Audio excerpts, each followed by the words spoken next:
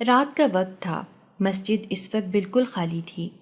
میں نے جا کر مولوی کے کمرے میں کھڑکی سے جھانکا تو وہ بھی گہری نیند سو رہا تھا۔ اسے سوتا دیکھ کر میرے چہرے پر مسکراہٹ پھیل گئی۔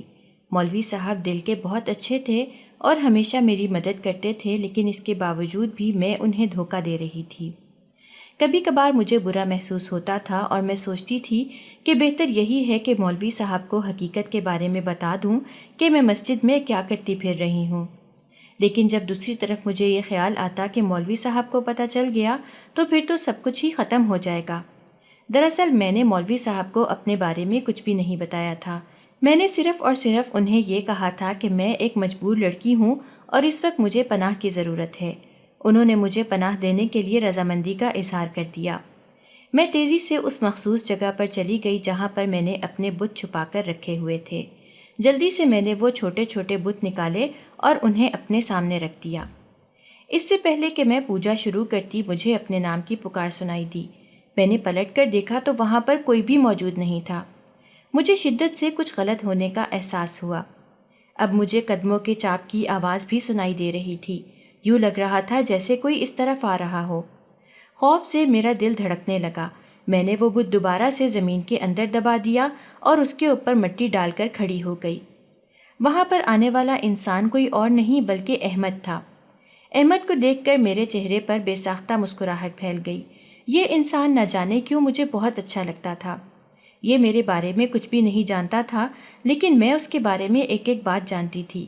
مجھے اس کی زندگی کے ہر راز کے بارے میں پتہ تھا۔ یہ ساری باتیں مجھے مولوی صاحب نے ہی بتائی ہوئی تھیں، چونکہ مولوی صاحب کی صرف اور صرف ایک ہی اولاد تھی اور وہ احمد تھا۔ لیکن احمد اپنے باپ سے ناراض تھا۔ وہ کافی عرصے سے اپنے باپ سے بات نہیں کر رہا تھا۔ وہ نماز پڑھنے کے لیے مسجد میں ضرور آتا تھا، لیکن اپنے باپ کے چہرے کو دیکھے بغیر ہی خاموشی سے نکل جاتا تھا۔ مولوی صاحب کو یہ سب دیکھ کر بہت دکھ ہوتا تھا۔ دوسری طرف جب میں نے ایک بار احمد کو مسجد میں نماز پڑھنے کے بعد روتے ہوئے دیکھا تو مجھے بہت حیرت ہوئی۔ میں نے سن رکھا تھا کہ نوجوان مرد کبھی بھی نہیں روتے۔ تم کون ہو اور رات کے اس پہر یہاں پر کیا کر رہی ہو؟ احمد نے جب مجھے وہاں پر کھڑے دیکھا تو سخت لہجے میں مجھ سے پوچھنے لگا۔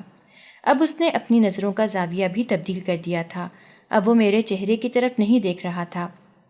میں نے بہت غور سے احمد کی طرف دیکھا جو بلا شبہ حسن کا پیکر تھا اور اس کے ساتھ ساتھ وہ روبدار آواز کا مالک بھی تھا۔ اس کے سخت لہجے کو دیکھ کر میرا پورا جسم خوف سے کانپنے لگا۔ مجھے اس طرح سے کانپتا دیکھ کر اس نے ایک گہری سانس لی اور مجھے کہنے لگا کہ مجھ سے ڈرنے کی ضرورت نہیں ہے، مجھے صرف یہ بتاؤ کہ تم کون ہو اور یہاں پر کیا کر رہی ہو۔ میں نے مولوی صاحب کو اپنا نام فاطمہ بتایا تھا، مگر احمد کے سامنے میں نے جھوٹ بولا۔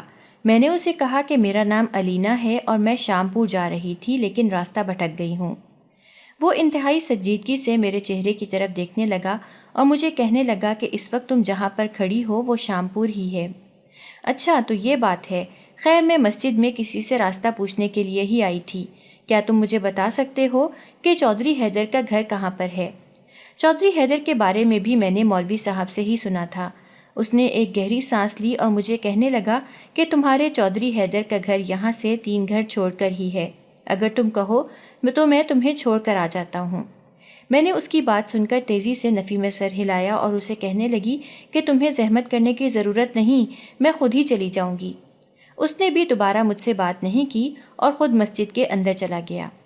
جیسے ہی وہ مسجد کے اندرونی حصے میں داخل ہوا، میں نے جلدی سے وہ بت نکال لیے اور وہ بت اپنے سامنے رکھ دیے۔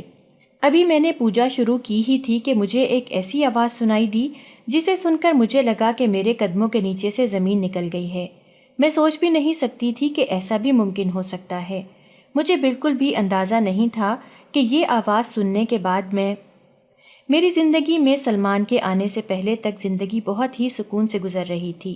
کسی قسم کا کوئی مسئلہ نہیں تھا۔ گھر والے مجھ سے بہت محبت کرتے تھے۔ اس کے علاوہ میرے دوست احباب بھی تھے جن کے ساتھ میں اپنا وقت گزارتی تھی۔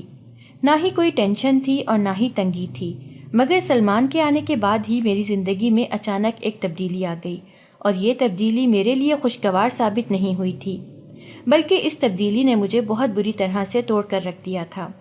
میں سوچ بھی نہیں سکتی تھی کہ میں اتنی کمزور بھی ہو سکتی ہوں کہ صرف اور صرف ایک انسان کی وجہ سے اپنا سب کچھ ہار بیٹھوں گی۔ سلمان ایک بہت ہی شاطر انسان تھا۔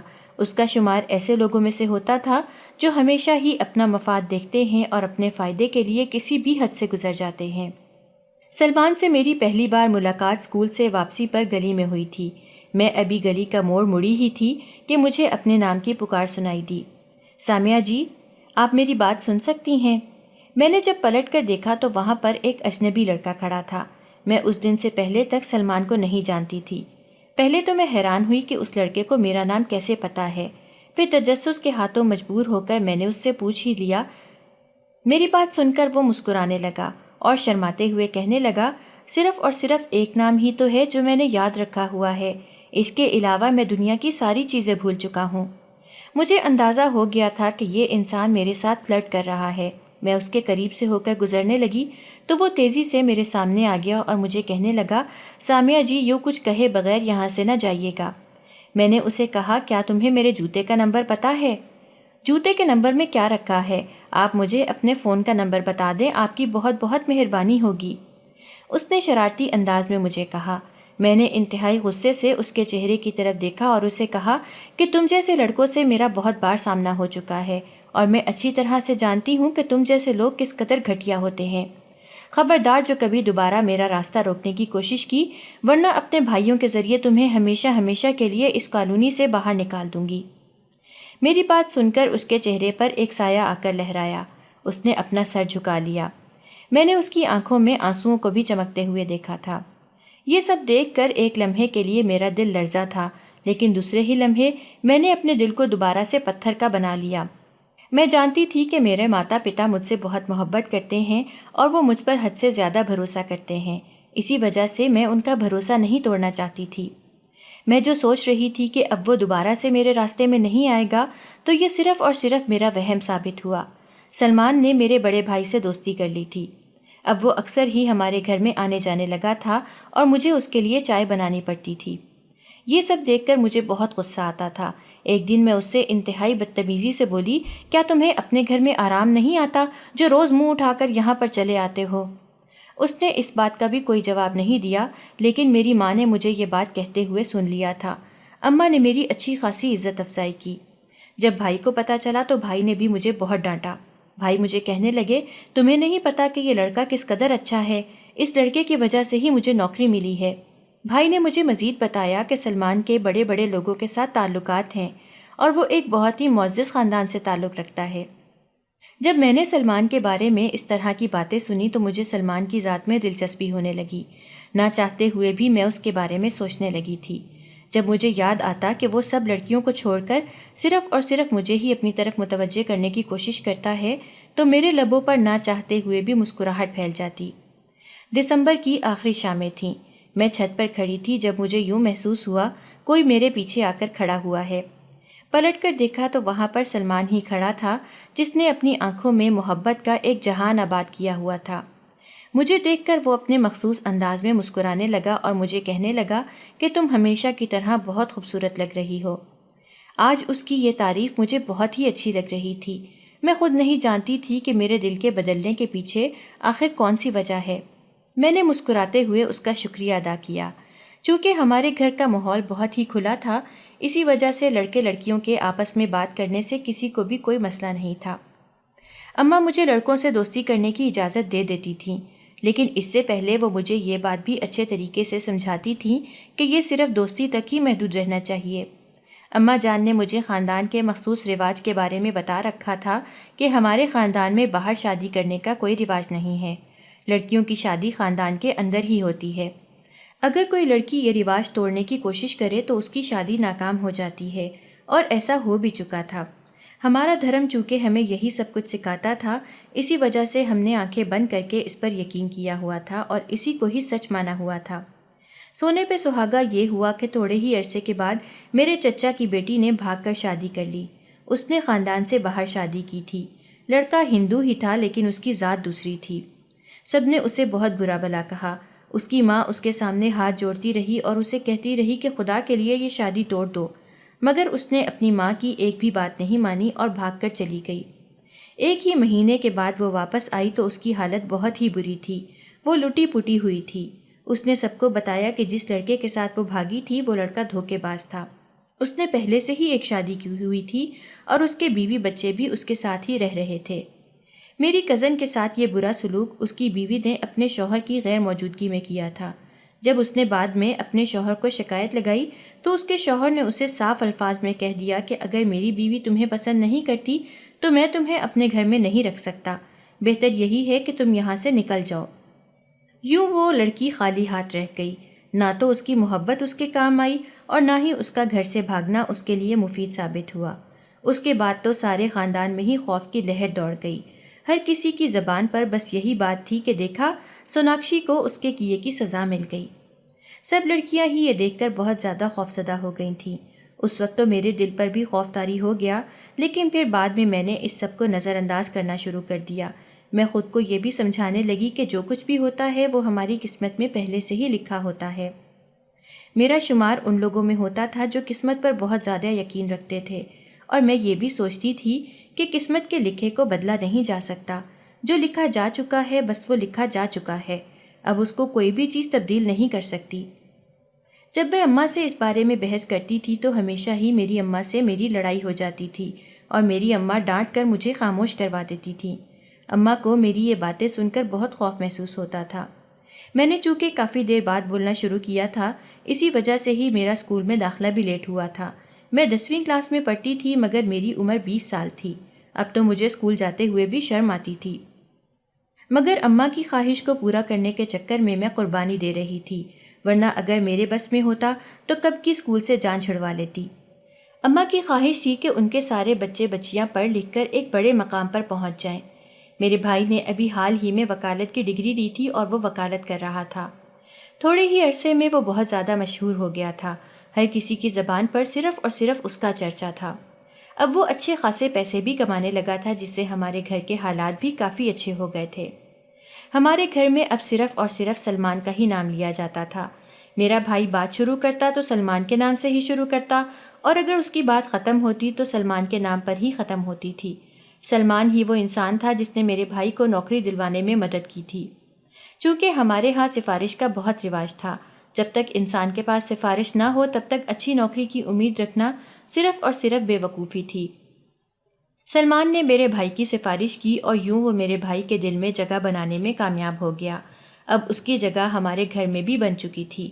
جب دل کرتا وہ منہ اٹھا کر ہمارے گھر میں چلا آتا تھا۔ اس دسمبر کی شام سلمان نے مجھ سے اپنی محبت کا اظہار کر دیا تھا۔ اس کی بات سن کر چند لمحوں تک تو میں خوشی سے ہواؤں میں اڑنے لگی، لیکن جب اگلے ہی لمحے مجھے اپنی حقیقت کا احساس ہوا تو میری ساری خوشی یکدم ہی غارت ہو گئی۔ اب میرے دل میں اداسی نے جگہ لے لی تھی۔ میں بہت اچھی طرح سے جانتی تھی کہ امی یہ کسی بھی صورت ممکن نہیں ہونے دیں گی، اور جب سے ہمارے پنڈت صاحب نے ہمیں بتایا تھا کہ اگر ہم ان کے فیصلوں کے خلاف گئے تو سب کچھ برباد ہو جائے گا، تب سے تو امی بہت زیادہ خوفزدہ رہنے لگی تھیں۔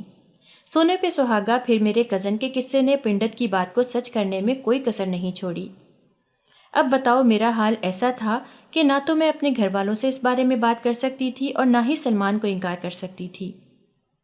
اگر اپنے گھر والوں سے بات کرتی تو وہ مجھے سلمان سے دور کر دیتے، اور اگر سلمان کو انکار کرتی تو میں اسے خود ہی اپنے آپ سے دور کر دیتی۔ میں بس اس کے قریب ہی رہنا چاہتی تھی، اور اس سے دوری کا احساس مجھے بہت زیادہ تکلیف دینے لگا تھا۔ چند ہی دنوں کے اندر اندر مجھے اس سے شدید محبت ہو گئی تھی، اور یہ محبت بھی میرے دل میں صرف اور صرف اپنے بھائی اور اماں کی وجہ سے ہی پیدا ہوئی تھی، جو ہر وقت ہی میرے سامنے اس کی تعریفیں کرتے رہتے تھے۔ وہ اچھی طرح سے جانتے تھے کہ جو خوبیاں وہ گنوا رہے ہیں وہ ساری خوبیاں میں ایک مرد میں دیکھنا چاہتی ہوں۔ میں نے ایک بار اپنی امی کے سامنے اس بات کا اظہار کیا تو میری بات سن کر میری ماں مسکرانے لگی اور مجھے کہنے لگی، یہ ساری خوبیاں ہمارے سلمان میں موجود ہیں، لیکن بدقسمت سلمان، وہ میری بیٹی سے شادی نہیں کر سکتا۔ اگر وہ ہندو ہو جائے تو اس بارے میں سوچا جا سکتا ہے۔ اماں کی بات سن کر ایک لمحے کے لیے میرا دل دھڑکا۔ میں یہ بات اچھی طرح سے جانتی تھی کہ مسلمان مر جانا پسند کرتے ہیں لیکن اپنے مذہب سے پھرنا گوارا نہیں کرتے۔ میں نے سرسری انداز میں اماں کو کہا تھا کہ اگر سلمان کبھی مجھ سے اپنی محبت کا اظہار کرے تو مجھے کیا کرنا چاہیے۔ اماں نے پہلے تو انتہائی سنجیدگی سے میرے چہرے کی طرف دیکھا اور پھر عجیب سے انداز میں مسکراتے ہوئے کہنے لگی کہ تم اسے بھائی بول دینا اور اسے کہہ دینا کہ تمہاری پہلے سے ہی بات طے ہو چکی ہے، پھر اس کے بعد وہ دوبارہ کبھی بھی تمہیں تنگ نہیں کرے گا۔ اماں کے ظالمانہ مشورے پر مجھے بہت زیادہ غصہ آیا تھا۔ اس وقت میں نے ان سے کچھ بھی نہیں کہا تھا اور معمول کی طرح غصے سے اپنے کمرے میں چلی گئی تھی۔ اگلے دن میں نے سلمان سے اس بارے میں بات کرنے کا فیصلہ کیا۔ شام کے وقت تو میں اس سے محبت کا اظہار کر چکی تھی اور اس کی محبت کو بھی قبول کر چکی تھی، لیکن جب رات کو سونے کے لیے لیٹی تو مجھے فکر ہونے لگی تھی۔ میں جانتی تھی کہ ہم دونوں کبھی بھی ایک نہیں ہو سکتے، اور اگر ہم دونوں نے ایک ہونے کی کوشش کی تو انجام صرف اور صرف تباہی ہوگا۔ اگلے دن جب میں نے سلمان سے اس بارے میں جا کر بات کی تو میری بات سن کر سلمان واویلا مچانے لگا اور کہنے لگا کہ تم صرف اور صرف فضول سوچ رہی ہو۔ میں نے تمہیں پہلے بھی کہا ہے کہ تمہیں فکر مند ہونے کی ضرورت نہیں ہے۔ میں نے تم سے محبت کی ہے، تمہیں حاصل کرنا بھی میرا ہی کام ہے۔ تم یہ فکر مت کرو کہ تمہارے اماں ابا کیسے مانیں گے۔ میں نے پہلے سے ہی سوچ رکھا ہے کہ میں نے ان کو منانے کے لیے کیا کرنا ہے۔ سلمان کی بات سن کر میں پرجوش ہو گئی۔ میں اسے کہنے لگی کہ مجھے بھی بتاؤ تاکہ میری ٹینشن تھوڑی سی ختم ہو جائے۔ سلمان نے مجھے کندھوں سے پکڑا اور مجھے کندھے تھپکتے ہوئے کہنے لگا، کیا تمہاری ٹینشن ختم کرنے کے لیے یہی بات کافی نہیں ہے کہ میں نے پہلے سے ہی سارے انتظامات کیے ہوئے ہیں؟ بات تو تم ٹھیک کہہ رہے ہو۔ میں بھی بہت خوش ہو گئی تھی۔ اب میں جب اسکول سے واپس جاتی تھی وہ اپنے دوستوں کے ساتھ وہاں پر کھڑا ہوتا تھا۔ جب میں اس کے دوستوں کو دیکھتی تھی تو نہ جانے کیوں مجھے غصہ آ جاتا تھا۔ میں جب ان کے سامنے سے گزرتی تھی تو اپنے پیچھے مجھے اپنے نام کی پکار سنائی دیتی تھی۔ اس کے دوست میرا نام پکار کر اسے عجیب و غریب قسم کی باتیں کر رہے ہوتے تھے۔ ایک دن میں نے سلمان کو کہا کہ یہ کیا ڈرامہ ہے، تم اپنے دوستوں کو لے کر وہاں پر کیوں کھڑے ہو جاتے ہو؟ میری بات سن کر اس نے اپنے چہرے پر معصومیت سجا لی اور مجھے کہنے لگا، یار اس میں غصہ کرنے کی کیا ضرورت ہے؟ میں وہاں پر کھڑا ہوتا ہوں تو وہ خود ہی میرے پاس آ کر کھڑے ہو جاتے ہیں، اب میں انہیں منع تو نہیں کر سکتا۔ میں نے اسے کہا کہ وہ مجھ پر آوازیں کیوں کستے ہیں؟ کیا تم نے انہیں نہیں بتایا ہوا کہ میں تمہاری ہونے والی بیوی ہوں؟ سلمان کے چہرے پر ایک پراسرار مسکراہٹ پھیل گئی۔ وہ مجھے کہنے لگا کہ میں نے اپنے دوستوں کو سب کچھ بتایا ہوا ہے۔ وہ تم پر آوازیں نہیں کستے، بلکہ وہ تو میرے سامنے تمہاری تعریفیں کرتے ہیں۔ اگر تمہیں یہ سب پسند نہیں ہے تو میں وعدہ کرتا ہوں دوبارہ تمہیں شکایت کا موقع نہیں دوں گا۔ اب کہ میں بھی تھوڑی سی ڈھیلی پڑ گئی تھی، میں نے اسے کہا، میں تم سے معذرت کرتی ہوں، لیکن حقیقت یہی ہے، مجھے ان کا وہاں پر کھڑے ہونا پسند نہیں۔ پہلے تم اکیلے کھڑے ہوتے تھے تو تمہیں دیکھ کر مجھے خوشی ملتی تھی، مگر اب تمہارے دوستوں کو دیکھ کر مجھے غصہ آ جاتا ہے اور پھر میں یہ غصہ تم پر ہی نکال دیتی ہوں۔ بعد میں مجھے اپنی غلطی کا احساس بھی ہوتا ہے۔ سلمان نے ہمیشہ کی طرح میری بات مان لی اور مجھے تسلی دیتے ہوئے کہا کہ تمہیں کوئی بھی بات پریشان کرے تو تم بلا جھجک مجھ سے وہ بات اسی وقت ہی کہہ دیا کرو، اتنا لمبا انتظار نہ کیا کرو۔ تم نہ صرف خود کو ٹینشن دیتی ہو بلکہ اس کے ساتھ ساتھ مجھے بھی پریشان کر دیتی ہو۔ تمہیں پتہ بھی ہے کہ میں تمہارے چہرے پر مسکراہٹ دیکھنا چاہتا ہوں اور تمہاری یہ پریشانی میں برداشت نہیں کر سکتا۔ میں خود کو خوش قسمت ترین لڑکی تصور کر رہی تھی۔ میری دوستیں جو بھی ریلیشن شپ میں تھیں، جب وہ مجھے کہتی تھیں کہ ان کے بوائے فرینڈز ان سے بالکل بھی بات نہیں کرتے اور انہیں بالکل بھی وقت نہیں دیتے، تو مجھے سلمان کی یاد آ جاتی تھی، جو جتنا مرضی مصروف کیوں نہ ہو مگر اس کے باوجود بھی وہ میرے لیے وقت نکالتا تھا۔ وہ مجھے عزت دیتا تھا اور مجھے محبت دیتا تھا۔ ایک دن سلمان کے اچانک ہی کہنے پر میں نے اپنے گھر والوں سے بات کرنے کا فیصلہ کیا۔ ہمیشہ کی طرح امی نے وہی جواب دیا کہ یہ ممکن نہیں ہو سکتا۔ میں نے اماں کو کہا کہ میں سلمان سے محبت کرتی ہوں اور اب سلمان کے بغیر زندگی گزارنا میرے لیے مشکل ہو گیا ہے۔ اماں نے میرے سامنے ہاتھ جوڑ دیے اور مجھے کہنے لگی کہ میں صرف اور صرف تمہیں سمجھا سکتی ہوں اور تمہارے سامنے ہاتھ جوڑ سکتی ہوں۔ مہربانی کرو اس سب سے باز آ جاؤ، خبردار جو تم نے سوناکشی والی حرکت کرنے کی کوشش کی۔ میں نے امی کو کہا کہ اگر آپ میری بات ماننے کے لیے راضی نہ ہوئیں اور مجھے یہ سب کچھ کرنا پڑا تو میں بالکل بھی پرہیز نہیں کروں گی۔ اماں نے ایک زوردار تھپڑ میرے چہرے پر مارا اور غصے سے چلاتے ہوئے کہنے لگی، بدبخت عورت، تم یہ بات اپنے منہ سے کیسے نکال سکتی ہو؟ کیا تم یہ بھول گئی ہو کہ تمہارا بھائی تم سے کتنی محبت کرتا ہے؟ اب کیا اس محبت کا جواب تم ان کی عزت کی حفاظت کر کے نہیں دے سکتی؟ میں نے اماں کی آنکھوں میں دیکھا اور انہیں کہا کہ میں نے کسی سے وعدہ کیا ہوا ہے اور میں وہ وعدہ کبھی نہیں توڑ سکتی۔ سلمان کی محبت نے مجھے بالکل پاگل بنا دیا تھا اور اس کے علاوہ مجھے کچھ بھی دکھائی نہیں دیتا تھا۔ جب میں نے سلمان کو کہا کہ میرے گھر والے راضی نہیں ہو رہے تو ہمیشہ کی طرح اس نے مجھے یہی مشورہ دیا کہ تم گھر سے بھاگ جاؤ۔ میں نے بھی خود کو سب کے لیے ذہنی طور پر تیار کر لیا تھا۔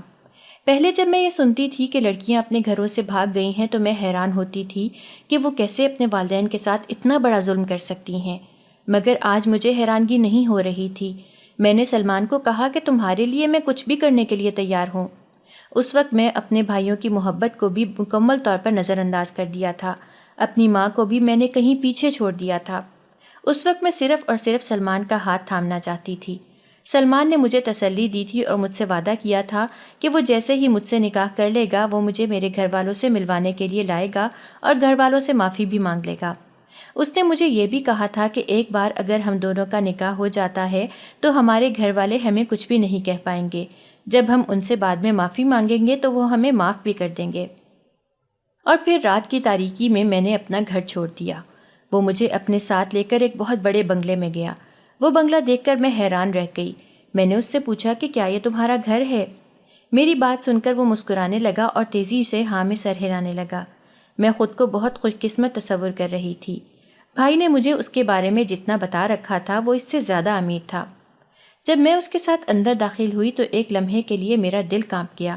اس بنگلے میں اور بھی بہت سارے لڑکے موجود تھے جو مسکراتے ہوئے میرے چہرے کی طرف ہی دیکھ رہے تھے۔ ان میں سے ایک لڑکا وہ تھا جسے میں نے 3 مہینے پہلے ہی تھپڑ مارا تھا۔ مجھے احساس ہو رہا تھا کہ میں نے اپنے ساتھ بہت بڑا ظلم کر دیا ہے۔ وہ لڑکا تیزی سے میرے سامنے آ کر کھڑا ہو گیا اور مجھے کہنے لگا کہ تم تو کہتی تھی کہ تم ہم مسلمانوں پر تھوکنا بھی پسند نہیں کرتی، تو اب پھر تم نے کیسے ایک مسلمان لڑکے سے محبت کر لی؟ میں نے سلمان کے چہرے کی طرف دیکھا تو اس کے چہرے پر بھی میرے لیے صرف اور صرف نفرت موجود تھی۔ اس کا دوسرا دوست بھی آگے بڑھا اور کہنے لگا، واہ سلمان، تمہیں ماننا پڑے گا، تم نے واقعی اپنا کہا سچ کر دکھایا۔ اس نے ہزار کے نہ جانے کتنے نوٹ سلمان کے حوالے کیے۔ تب مجھ پر ایک اور تلخ حقیقت آشکار ہوئی کہ سلمان نے ان سے شرط لگائی ہوئی تھی کہ وہ مجھے 1 مہینے کے اندر اپنے قابو میں کر لے گا اور پھر 2 مہینوں کے بعد مجھے نکاح کر کے گھر سے بھگا کر لائے گا اور مجھے چھوڑ دے گا۔ میں نے سلمان کا گریبان پکڑ لیا اور اس پر چلاتے ہوئے کہنے لگی کہ تم مجھ پر اتنا بڑا ظلم کیسے کر سکتے ہو؟ میری بات سن کر اس نے تیزی سے اپنا گریبان چھڑوایا اور مجھے کہا، میں نے تم پر کسی قسم کا کوئی ظلم نہیں کیا، تم نے خود ہی اپنے اوپر زیادتی کی ہے۔ کیا تمہارے والدین اور تمہارے بھائی کی محبت تمہارے لیے کافی نہیں تھی جو تم باہر بھی محبت ڈھونڈنا شروع ہو گئی؟ سلمان کی اس بات نے مجھے بہت بری طرح سے جھنجھوڑ دیا تھا۔ میں نے اسی وقت ہی فیصلہ کیا کہ ابھی اور اسی وقت اپنے گھر چلی جاؤں گی، مگر میری کزن کی کال آ گئی۔ صرف وہی تھی جسے پتا تھا کہ میں گھر سے بھاگی ہوں۔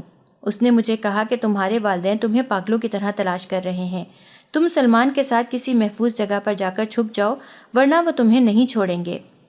دوسری طرف سلمان کے دوست مجھے کہنے لگے، چلو اب جلدی سے نکلو یہاں سے، کہیں ایسا نہ ہو ہمارا ارادہ تبدیل ہو جائے۔ میں وہاں سے الٹے قدموں بھاگی، پیچھے وہ سب ہی کھلکھلا کر ہنسنے لگے۔ مجھے اب ان سے کوئی غرض نہیں تھی، میں نے صرف اور صرف اب اپنی عزت اور اپنی زندگی کو بچانا تھا۔ اپنے گھر والوں کی عزت کو تو میں خراب کر ہی چکی تھی۔ اس دوران میں نے ایک اور بہت بڑی غلطی کر دی تھی، وہ یہ تھی کہ میں نے اپنے والدین کو خط لکھا تھا اور وہ خط میں امی کی ٹیبل کے پاس ہی چھوڑ کر آئی تھی، جہاں پر میں نے لکھا ہوا تھا کہ میں نے آپ کی محبت کے اوپر اپنی محبت کو چنا ہے۔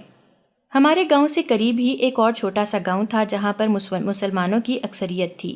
میں اس گاؤں میں داخل ہو گئی۔ میں کچھ کپڑے بھی اپنے ساتھ لائی تھی اور برقع بھی پہنا ہوا تھا تاکہ لوگ مجھے پہچان نہ پائیں۔ وہی برقع پہن کر میں ایک مسجد کے اندر داخل ہو گئی۔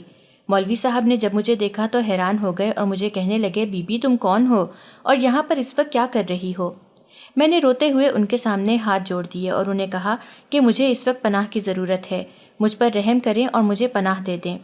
اس وقت مجھے مسلمانوں سے شدید نفرت کا احساس ہو رہا تھا، کیونکہ مجھے دھوکہ بھی ایک مسلمان لڑکے نے ہی دیا تھا۔ اس مولوی نے مجھے اپنے پاس پناہ دے دی۔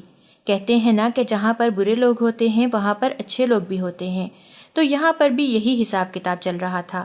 اگر مسلمانوں میں برے لوگ تھے تو اچھے لوگ بھی موجود تھے، اور اس بار مجھے ایک اچھا مولوی مل گیا تھا۔ اس وقت میں بالکل تنہا تھی، اگر وہ چاہتا تو وہ میرا فائدہ اٹھا لیتا، لیکن اس نے میری مدد کرنے کا فیصلہ کیا اور میرے سر پر ہاتھ رکھ کر مجھے اپنی بیٹی کہہ دیا، اور پھر اس کے ساتھ ہی میرے سارے خدشے، ساری پریشانیاں دور ہو گئیں۔ میرا دل یکدم ہی سکون میں آ گیا۔ مسجد کے ایک کونے میں نے پردہ لگوا کر اپنے لیے رہائش کا انتظام کر لیا تھا۔ رات کو جب میں سونے کے لیے لیٹتی تھی تو مجھے رونے کی آواز سنائی دیتی تھی۔ میں بہت حیران ہوتی تھی کہ رات کے اس پہر کون روتا ہے۔ ایک دن نہ چاہتے ہوئے بھی میں اٹھ کھڑی ہوئی۔ جب میں چھپ کر دوسری طرف گئی اور پلر کے پیچھے کھڑے ہو کر وہ منظر دیکھا تو میں چند لمحوں کے لیے مبہوت رہ گئی۔ ایک نوجوان شخص سجدے میں گرا ہوا تھا اور مسلسل معافیاں مانگے جا رہا تھا۔ نہ جانے وہ اپنے کون سے گناہ معاف کروا رہا تھا۔ اس کے لہجے میں اس وقت صرف اور صرف درد موجود تھا، اور وہ صرف ایک ہی نام پکار رہا تھا، اللہ جی، یا اللہ جی، مجھے معاف کر دے، میں بہت گناہ گار ہوں، میں نے بہت گناہ کیے ہیں، میں اپنے سب گناہوں پر بہت زیادہ شرمندہ ہوں، میں وعدہ کرتا ہوں کہ میں بدل جاؤں گا، میرے دل میں اپنے لیے محبت پیدا کر دیں اور مجھے صرف اور صرف اپنی محبت کا طالبگار بنا دیں۔ ایک لمحے کے لیے میرے دل میں آیا کہ میں اس کے پاس جاؤں، اسے تسلی دوں اور اس کے پاس بیٹھ کر اس سے پوچھوں، مگر یہ سب کچھ میرے لیے ممکن نہیں تھا۔ پھر تو یہ معمول ہی بن گیا تھا، وہ روز رات کو وہاں پر آتا تھا اور بیٹھ کر روتا رہتا تھا۔ جب میں نے اسے اس طرح سے روتا ہوا دیکھا تو میرا دل بھی دکھتا تھا، اس کے ساتھ ساتھ میرے دل میں یہ شوق پیدا ہونے لگا کہ میں بھی وہ عبادت کروں، کیونکہ ایک بار میں نے اس سے یہ کہتے ہوئے سنا تھا کہ اے میرے رب، جب سے میں نے تیری عبادت کی ہے تب سے میرے دل میں سکون پیدا ہو گیا ہے، اب مجھے کسی بھی چیز کی پریشانی نہیں ہوتی، اب مجھے صرف اور صرف ایک بات پر یقین ہے کہ اے رب، مجھے تو مل گیا ہے اور اب جنت بھی مجھے مل جائے گی۔ میرا ذہن اس کی سکون والی بات پر ہی اٹک گیا تھا، کیونکہ ایک لمبے عرصے سے میں بھی سکون کی تلاش میں تھی۔ سکون کو حاصل کرنے کے لیے میں نے ہر حربہ آزما لیا تھا، اپنا ہر شوق پورا کر لیا تھا، لیکن اس کے باوجود بھی مجھے سکون نہیں ملا تھا۔ جب میں پنڈت کے پاس جاتی تھی تو پنڈت مجھے کچھ کام کرنے کے لیے کہتا تھا اور مجھے یہ کہتا تھا کہ میں اپنے دوستوں کے ساتھ ہلے گلے کرتی رہوں اور باقاعدگی سے پوجا کروں۔ میں نے وہ سب کچھ بھی کر کے بھی دیکھا، لیکن پھر بھی مجھے سکون نہیں ملا۔ میرے دل میں یہ خواہش شدت سے پیدا ہو رہی تھی کہ میں اس کے پاس جاؤں اور اسے کہوں کہ مجھے بھی وہ سکون چاہیے جو سکون تمہارے پاس ہے۔ اس سے پہلے کہ میں اس کے پاس چلی جاتی، اچانک ہی مجھے دروازہ کھلنے کی آواز سنائی دی۔ میں نے دیکھا تو مولوی صاحب اس وقت اندر داخل ہو رہے تھے۔ وہ شخص ان سے بالکل انجان نماز میں بیٹھا رو رہا تھا۔ مولوی صاحب مجھے دیکھ کر حیران رہ گئے اور پھر مجھے آنکھ سے اشارہ کرتے ہوئے کہنے لگے کہ جلدی سے یہاں سے جاؤ۔ میں بھی انہیں دیکھ کر خوفزدہ ہو گئی اور تیزی سے وہاں سے بھاگ گئی۔ اس وقت میں نے نقاب نہیں کیا ہوا تھا۔ مولوی صاحب نے میرا چہرہ بھی دیکھ لیا تھا، جس کی وجہ سے اب مجھے فکر ہو رہی تھی کہ کہیں ایسا نہ ہو میرے گھر والے انہیں میرا حلیہ بتا کر میرے بارے میں کبھی پوچھتے ہوئے یہاں پر آ جائیں اور وہ پھر انہیں میری حقیقت کے بارے میں بتا دیں اور مجھے میرے والدین کے حوالے کر دیں۔ اس شخص کے جانے کے بعد مولوی صاحب میرے پاس آئے تھے اور انہوں نے مجھے باہر آنے کے لیے کہا۔ جب میں ان کے پاس جا کر بیٹھی تو انہوں نے اپنی زندگی میرے سامنے کھول کر رکھ دی۔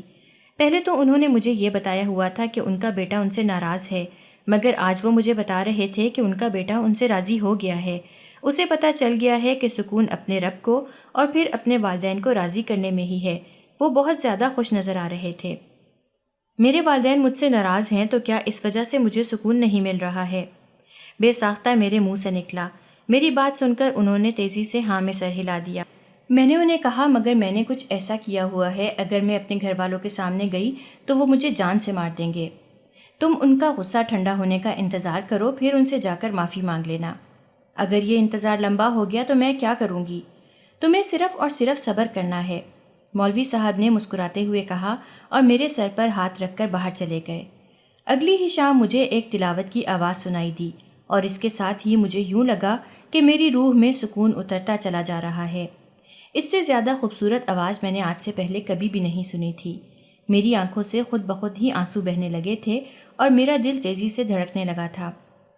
اپنے دل کی اس بدلتی ہوئی کیفیت کو دیکھ کر میں بہت زیادہ پریشان ہو گئی تھی۔ ایسا میرے ساتھ پہلی بار ہو رہا تھا۔ میں تیزی سے باہر نکلی لیکن تب تک آواز آنا بند ہو گئی تھی۔ جب میں باہر گئی تو وہاں پر کوئی بھی موجود نہیں تھا۔ اس دن کے بعد میں بہت زیادہ بے چین رہنے لگی تھی۔ میں دوبارہ سے وہی آواز سننا چاہتی تھی، میں دوبارہ سے وہی کچھ سننا چاہتی تھی۔ میں نے بتوں کو ان کی جگہ پر رکھا۔ اس سے پہلے کہ میں دوبارہ سے ان کے سامنے ہاتھ جوڑ کر کھڑی ہو جاتی اور آنکھیں بند کر کے ان کی پوجا شروع کر دیتی، اچانک ہی مجھے دوبارہ سے وہی آواز سنائی دینے لگی جو آواز میں نے کچھ عرصے پہلے ہی سنی تھی۔ میں تیزی سے بھاگتی ہوئی اندر گئی۔ میں نے دیکھا احمد وہاں پر ایک کتاب سامنے کھولے تلاوت کر رہا تھا۔ میری آنکھوں سے دوبارہ سے آنسو بہنے لگے۔ مجھے یوں لگ رہا تھا جیسے میری روح کو غذا مل رہی ہو اور میرے دل کو سکون پہنچ رہا ہو۔ میں تیزی سے اس کے پاس جا کر بیٹھ گئی۔ اس نے جب مجھے اپنے ساتھ بیٹھے ہوئے اور مجھے روتے ہوئے دیکھا تو وہ حیران ہو گیا اور چپ ہو گیا۔